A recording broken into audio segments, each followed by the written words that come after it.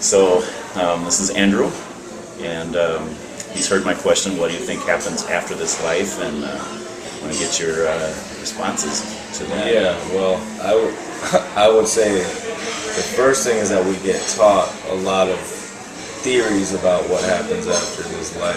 Mm-hmm. You know, each religion has its own story. Exactly. A lot of it is a lot of myths. Mm-hmm. You know, myth is tied into religion, and then there's myths that are secular. But there's a lot of similar, through all religions, a lot of similar themes running through it. Yeah. But I would say the relevant thing is that we get taught this is what happens after death. But I would say, let's be honest, we don't really know.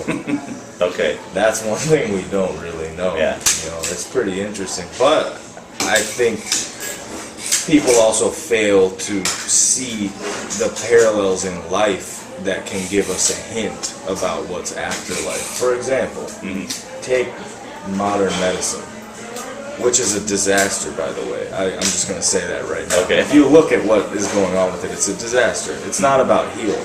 It's about profit. But they've admitted, neuroscience, they know very little about the brain. Mm-hmm. They know very little about how the body works. They can take pictures of it. They can see many things in it physically, but they know very little about the connection. How does the brain interact? They only know physical reasons for things. Yeah. But they know so little about it. I think it's a similar thing. Do you feel like there's a part of us that lives on after we die, you know, or like the brain? Without a doubt. Yeah. It's just. Is that kind of what you're saying about medicine? It's like they can't determine. That's the part that they'll never be able to take a picture of. Yeah. Till kingdom come, they can make the 10,000 years from now, when the cameras are, you know, infinitely more detailed and they have more algorithms for solving all these things that they don't actually really solve.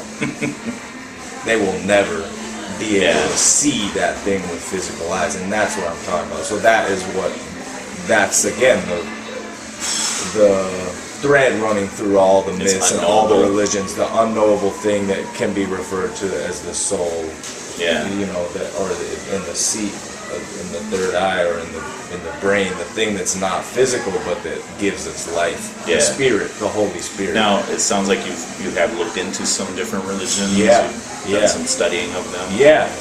As a part of school, or just on my own, actually. Kind of when I finished school when I was 22, I got this pretty strong interest to read about, you know, I was raised Episcopal, so I'm familiar with the Christian living, and you know, and then I read about other things, you know.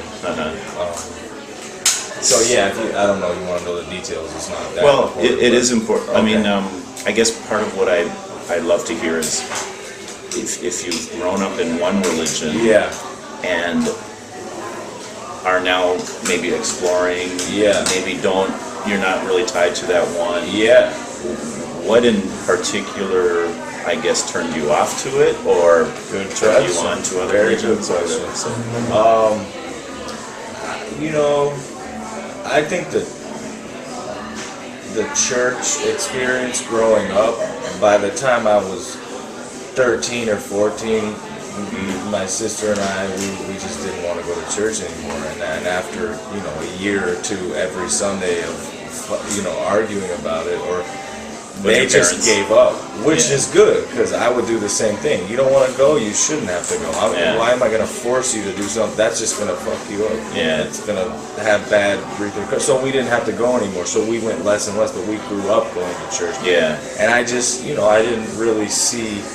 Now, the Episcopal Church, from what I understand, there's a high Episcopal and low, right? Like formal and informal. Oh, see, you don't know, which one yours was? Yeah. Like formal would be very liturgical and very when you pray, you all pray in unison. And no, it wasn't. So it's more informal. Yeah. And did you guys have like a confirmation class or something? We did. I remember doing confirmation, and I just, you know, I didn't put it this way. I think where it failed, as does any like system, it always fails when it becomes obsolete in the context of the time that we're living in, right?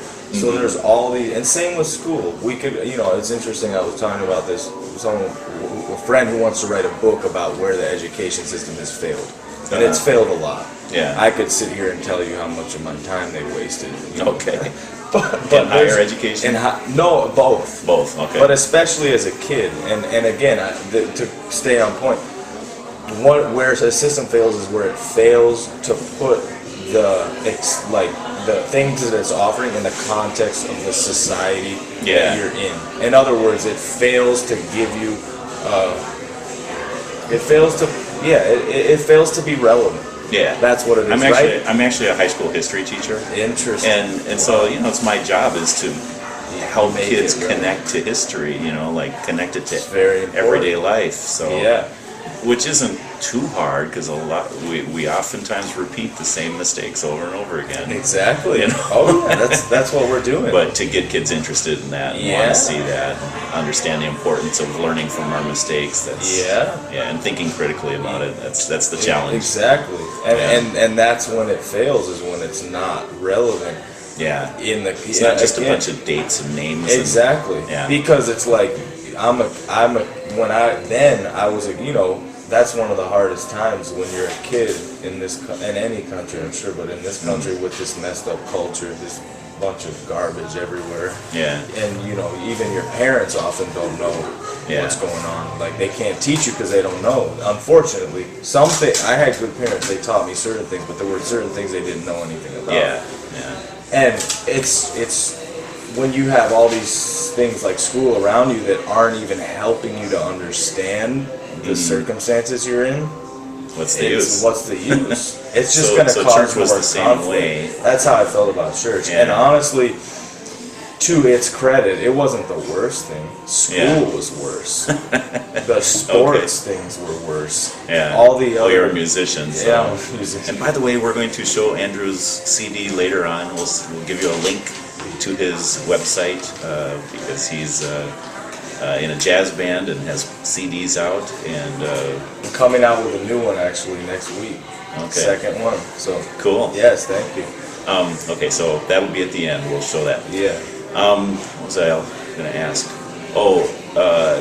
Do you would you say you believe, along with the soul, you believe in God, like God's existence, or what's your ideas about God? I would say it's a slippery slope, right? Because even putting a name on it, even saying God, in a way, like you don't want to just say puts him into a category that this power is far beyond. Yeah. You put a name on it, you attach an image to a name, and already you failed. There's a lot at reaching the thing. Yeah, a lot of assumptions that are made depending on how Exactly. So, and that's another thing I would say to anyone in any religion, like, be careful. Like, if you have an image of God, if you have an idea of God, that's not God.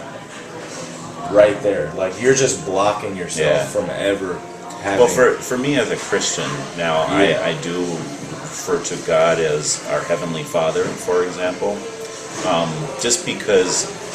So I read the Bible, I believe it's not my imagination or for me to come up with who God is or what He's like. It's more like God reveals Himself to us. So there's a difference between us kind of creating God or us like reading about Him. So I would say the Bible is where I get that information, and so I would refer to God as a He or our Heavenly Father, something like that, just because God refers to Himself that way. Sure. He also refers to Himself as we. In Genesis, it says, "Let us make man in our image." Well, and I mean that's another indication that he, she, we, it might not matter. You know what I mean? Like it's all encompassing. Yeah, and so as a Christian, of course, I would say, well, that's a kind of a prelude or a clue towards the Trinity, the idea that God takes different forms. Yeah. But I try to be careful to say, when I ask someone like yourself who I don't know like what you believe, I'll say, well, do you believe in a higher power? Or because I'm not trying to just assume that you believe in the God of the Bible, for example. Exactly. So And again, for me, it's not relevant like what his characteristics are as proposed by any religion. For me, the most important thing is what is actually tied to what you said about that. To me, this is the most important thing. He reveals himself. Period. Yeah. So, in other words, a closed mind will not receive it. Right. A greedy mind, because we get stuck in our own image. We get stuck in our own image. Yeah. Period. A fearful mind won't see it. So so this is how I tie it. A lot of the things I'm saying, it's interesting. They don't contradict what's in the Bible, but in any religion. But at the same time, I'm not repeating what's in there, because you have to think about these things for yourself. You have to see how you can experience this for yourself. And so I would say, focus on yourself. Would you say you've had revelations of God of some sort, like where it's like this is? Can you mind describing that, or any of them in particular? Or a lot of times to me, I'll just be honest. To me, I believe I've heard God speak to me, but not His voice. Okay. So it's in different situations. So it's kind of situational. Usually, so as a Christian, I believe it needs to be, if it's contradictory to God as He presents Himself in the Bible, then I would say, I don't think I'm hearing from God. I think there's other voices out there, right? Okay. But I do hear Him speak through, say, people and their advice, or in prayer, and through kind of like a still small voice within me that I can't hear physically. Or so when I try to describe to people how I feel I hear God, it sounds pretty lame, to be honest. Because it's a very personal thing. And there's no words. And a lot of times it's like, okay, I heard that message at that particular time. So, but it's coincidence, or a lot of times it's when something gets repeated several times. It's like, I think God's trying to get my attention. Like an event or or even a Bible verse that different people keep bringing up, and it's like, why do of all the verses in the Bible, why are you telling me that one? Or why do I keep hearing that one? And it's like, maybe God's trying to tell me something, But so that for me, that's why I'm not saying I've experienced these huge miraculous things. It's kind of a quiet, personal thing. So that's cool. How about you? So I mean, it's just so it could be so many different things. I would say, if you pay attention closely, if a person pays attention closely to their life, to their own life, you'll see that, put it this way, this is a logical way to put something that goes beyond logic, is that if you pay attention closely to your life and what's going on around you, you'll see that nothing is coincidence. Everything is cause and effect, which, most things are cause and effect, which sometimes it's hard to figure out. It's hard to figure out which. But just observe, don't worry, don't try to figure out which is which. That's what they call karma in other religions, cause and effect. Nothing is coincidence. So if you pay attention, like everything that's happening at every moment is a result of what happened before, and it will result in what happens next. So, and again, I bring this back to the individual. It's like, focus on you. Look, you see, let's be honest, the world is a fucking disaster. I'm sorry, I swear. It's a disaster. And as like trying to, like share how we can talk about these things, that's important, because, like profanity. People need to accept the fact that, you talk to different people, you're going to hear different kinds of talks. So. Good. So I'm not worried about it. Cool. Yeah, we can be a bit colorful sometimes. And it's a disaster. But I think the thing that people fail to do is realize how each one of us has a part in it, right? So we blame it on the government. We blame it on the politicians. Sure, the government is not completely moral. Neither are the politicians. But they're people. They're a reflection of us. Greed, corruption, dishonesty, self-interest. Yeah. All these things. Now look around on the smaller scale. So you have the people with the money, that's their mindset. What's the people mindset with no money, in poverty or in the middle class? You're going to find a similar mindset.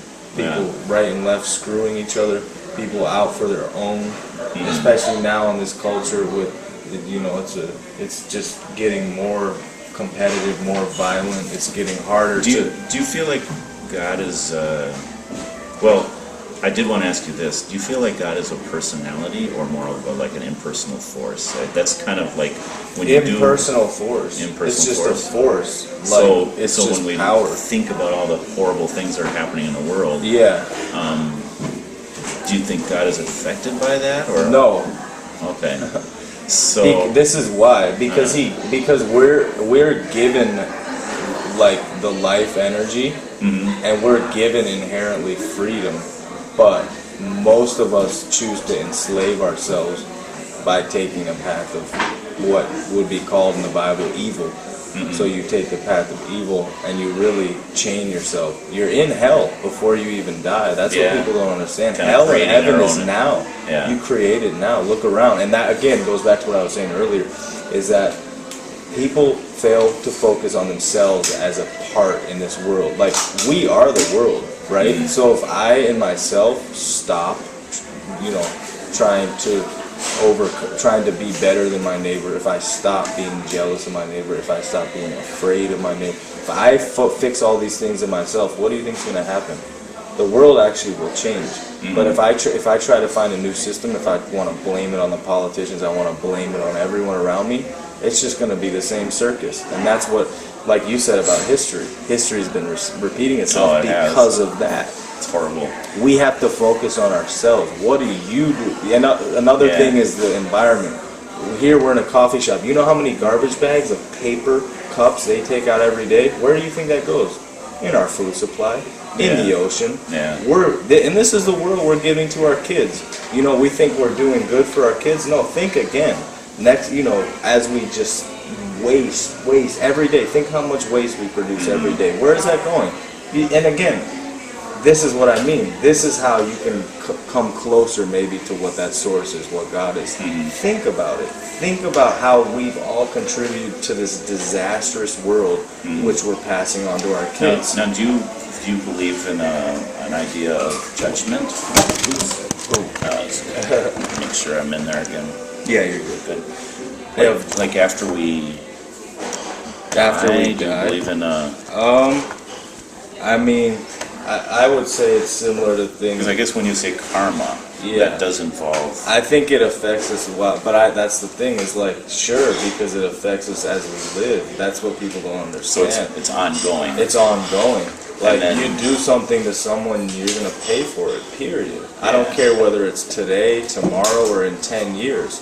You kill someone, you're going to pay for it, but people do it anyway, and they pay for it, and they're in a vicious circle. Probably. And they might never go to jail for it. A lot of them don't. Most of them don't. But you feel like they're paying for it somehow, like personally. Of course. Yeah, and then a lot of people who don't deserve, again, to be in jail are in jail for stupid things, stupid shit like marijuana possession. Come on. We're wasting time, you know, but that's what it's all about. Do you feel like you're a good person? I mean, I'm not really worried about it. No. So maybe that's a somewhat of an answer to your question. You know, I think if you are worried about whether you're a good person, then you might not be. You know? But if you keep your ego where it should be, and well, part of it is, okay, like, if you have the opportunity to do good, right, and you do it, so a lot of people, let's see if you agree with this, a lot of people feel like, okay, well, if I go and help that person that just fell in front of me, if I help them up, that'll make me a good person. I've done my good deed for the now day. You're on to a very interesting, But if you just do it because it's the right thing to do, that's a better reason to do it. Of course. Yeah. Or you say, or what about if you say, no, scratch that. So kind of the opposite though, like the other side of that is when we do good, God is the one who gave us our bodies and our time and our health and our energy, right? So when we do good, so I believe in a personal God. So this God believes that, the Bible teaches that if we don't do the good we ought to do, that's sin. In other words, we ought to do good. I agree. Now I have another question too. Is it's like people don't do good to themselves often.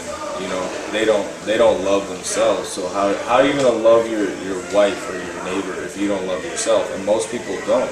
They can't stand themselves. That's why they run around these endless diversions and so they don't have time to actually look at themselves. And doing good starts with yourself.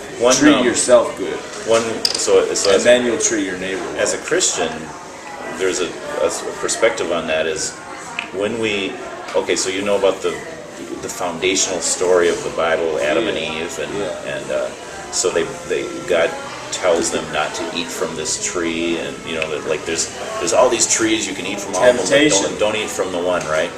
So the interesting thing is when they did eat it, the Bible says their eyes were open, so they knew good from evil, so they have a conscience now, and all of a sudden they realize they're naked, and their first reaction is to go and hide.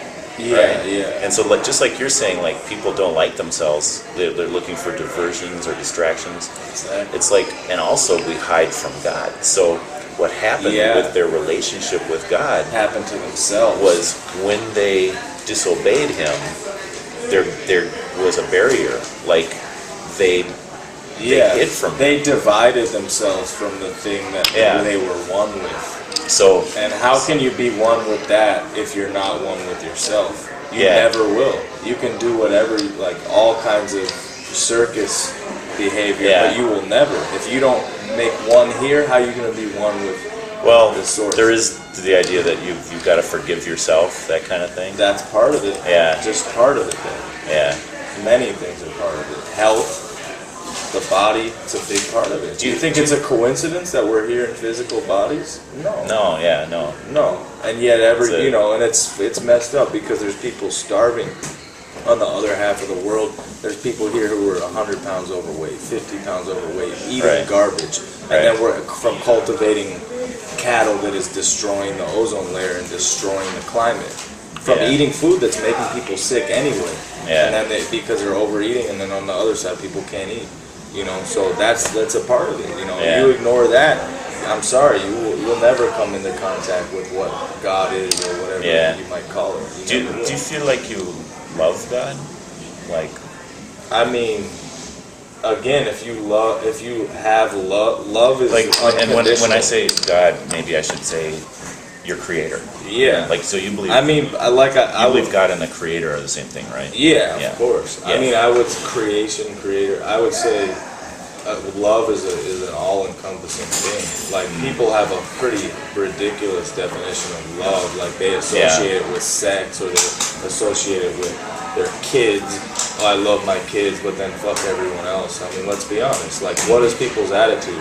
I love my family, but fuck everyone else. And honestly, that's what's going on. We wouldn't have such a disastrous world if people actually considered everyone their own family, even animals. You think that God didn't intend that? That's in the Bible. All creatures, the bad, the evil. That and that it's all His creation. All of it is holy. All of it is sacred, not just, your family and your shit and then fuck everyone else. And again, that's the attitude that's got us into this mess, and we're still biting on that apple, the apple of temptation, which is, That's true. Like when it says that their eyes were opened to good and evil. They got a conscience, and so the Bible talks throughout like we have a conscience, right? So we know right from wrong, and so really, any time that we go against what we know to be right, or don't do the things, or do the things that we know are wrong, it's like we're biting that apple. So it's like, like if I tell you a lie, well, I've lied before. I imagine you've lied before. But what really makes it wrong is God said, don't do it. Don't treat each other that way. Yeah. Or if it says not to murder, but Jesus said, even if you call someone a name in anger, it's like you're hurting them with your words. Yeah. That's hold thy tongue, right? That's why they said hold thy tongue. And God said, don't do that. And so it's like, but I want to. I got to get in the last word in this argument. So I'm gonna do that. And I think I have a good reason because he's a jerk, And so it's just like we're biting that apple all over. Yeah. And so if that's true, if rebelling against God the way Adam and Eve did, got them kicked out of the garden and they were under a curse, how much more would the things that we do, like what they did, it's like they couldn't even have known what would have happened, and yet it was still disobedience to God. You know? They didn't know the results or anything like that. Yeah. When we break God's laws in our conscience, not to mention like the 10 Commandments or the different laws of the Bible, how much more is that putting us out of a right relationship with God, where we're not treating Him like God? Well, I would say all you have to do is look at the world, and that's the answer. Look what's happening: chaos, murder, genocide. And I like that you're poison in the water. I like that you see that you're part of that, and we all have those tendencies. If people held a greater sense of responsibility for this situation that we're in, we would be in a different situation. Yeah. But since they don't, the circus goes on, and it gets worse, because like anything has momentum.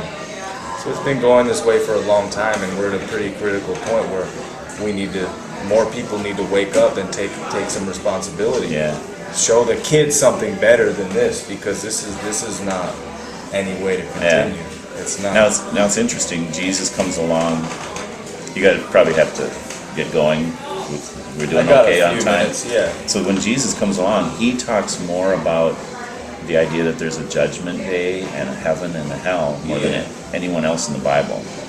And I kind of feel like that's because he's the one who did the most about it, as far as he's willing to die on the cross. Yeah.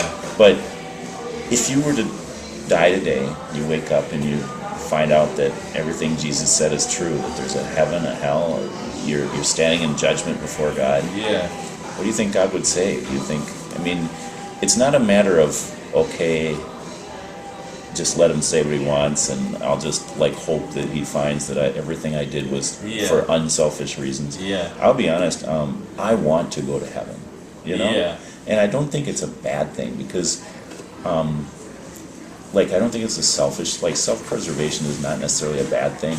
It's just, it is what it is. It depends what degree of self-preservation. Yeah, I don't want to go to hell, and I do want to go to heaven, and the reason for heaven is more to be with my Creator, Yeah, so but you have to, but I would say is be with Him now.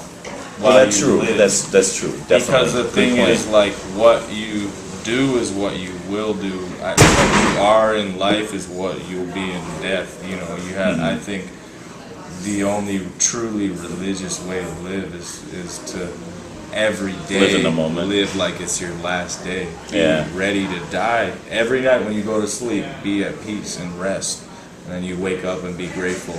Yeah. But So self-preservation, yes. In the physical element, we have to eat. Well, but as far as psychological self-preservation, you have to be careful, because it can become greed so easily. Yeah.